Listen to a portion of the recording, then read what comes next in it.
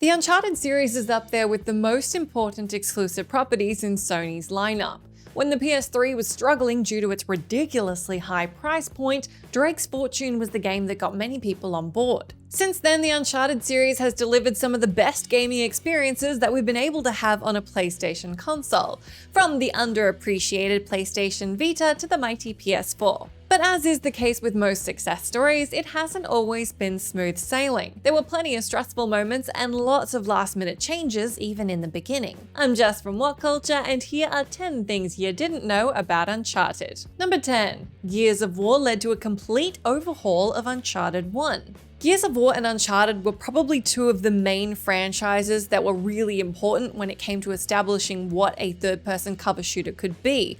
But of course, one of them had to come first, and it happened to be Gears. The first game in the Microsoft exclusive series launched in November of 2006, a whole year before Drake's Fortune hit PS3. The timing of this meant that Drake's Fortune was midway through development when Gears dropped, and as a result, Naughty Dog took some lessons from their potential rival to make their own game better. In a chat with Ars Technica, former Naughty Dog developer Lucas Pope told them, "One of the coolest things about Uncharted 1 is we had no idea what we were doing. Suddenly, Gears came out and showed them how to do it, so we changed everything 6 months before release." Naughty Dog had initially planned on giving Drake's Fortune a stiffer Tomb Raider-esque camera and control system, but Gears convinced them to grease those joints and make Uncharted feel a lot more fluid. And yes, this monumental, seemingly fundamental change to the game did in fact happen just 6 months before it was released. Number 9. Troy Baker went from Uncharted fan to Nate's brother in 9 years.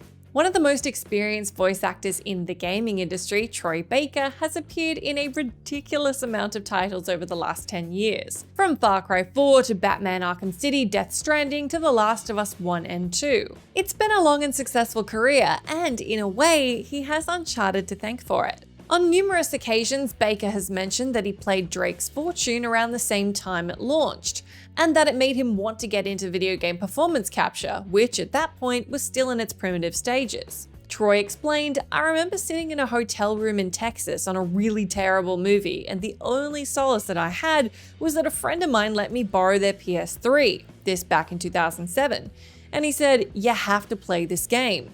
So I started playing Uncharted. I really had no idea of the process and how they made this, and as I dug a little deeper, I found out they were really the tip of the spear when it came to, at that point, motion capture. And that created the process of performance capture.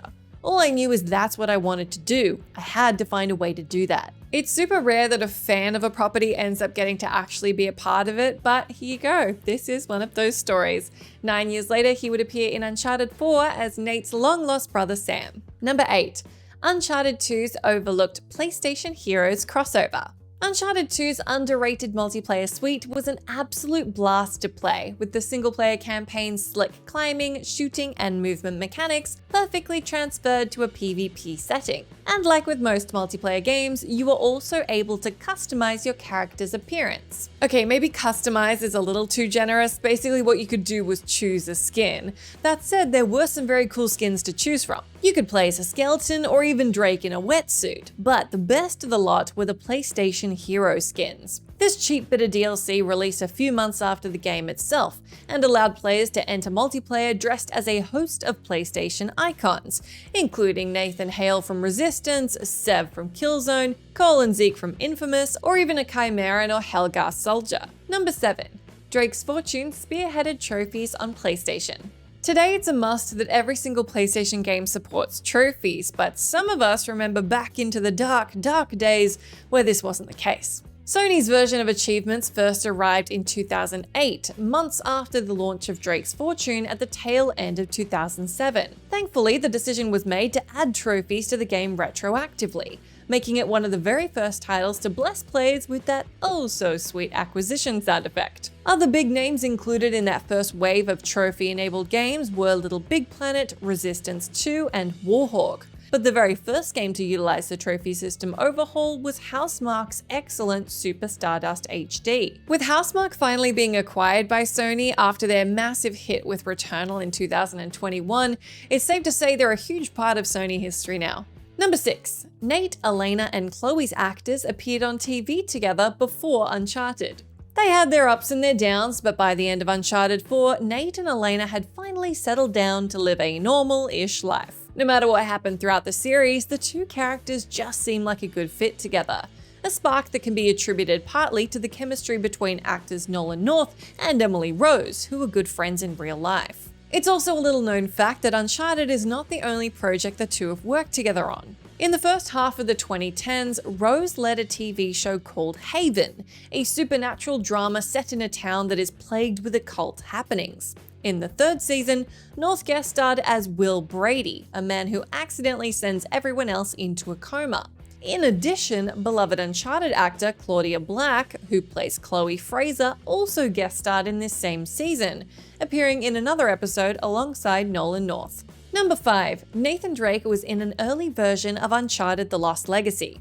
2017's The Lost Legacy is an excellent spin-off starring Nadine Ross and Chloe Fraser searching for the Tusk of Ganesh. It's a worthy addition to the franchise in every way, but stands out as an Uncharted game without Nathan Drake. Barring a quick mention, he's absent from the game entirely, but at one point, Naughty Dog did consider giving their famous protagonist a supporting role. On PlayStation blog, writer Josh Scher explained that the team toyed with a few ways of incorporating Nate into the game, but ultimately they decided against it, feeling like Uncharted 4 was a perfect end for the character. In addition to Nate, other Uncharted characters almost rocked up in the game too, including Sully, Nate and Elena's daughter Cassie, and Charlie Cutter.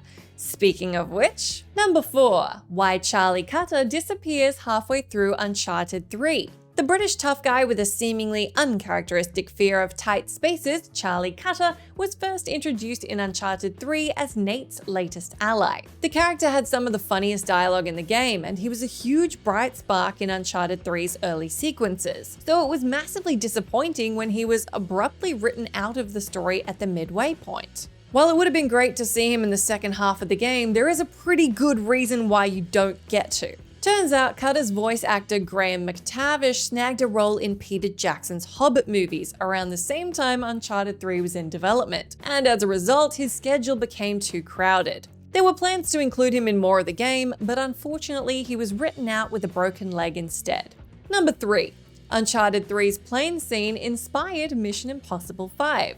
Hollywood is in Uncharted's DNA, especially now there's an Uncharted movie, but Uncharted 3 actually went the other way and inspired a movie scene. The sequence in which Nate boards a huge cargo plane that crashes into the desert was something that director Christopher McQuarrie looked at when making the 5th installment of the Mission Impossible series. That film opens with a scene where Tom Cruise attempts to board a flying plane, with the similar scene in Uncharted 3 being one of the main inspirations behind the stunt. Number 2. Uncharted 2 got Nolan North a role in Star Trek.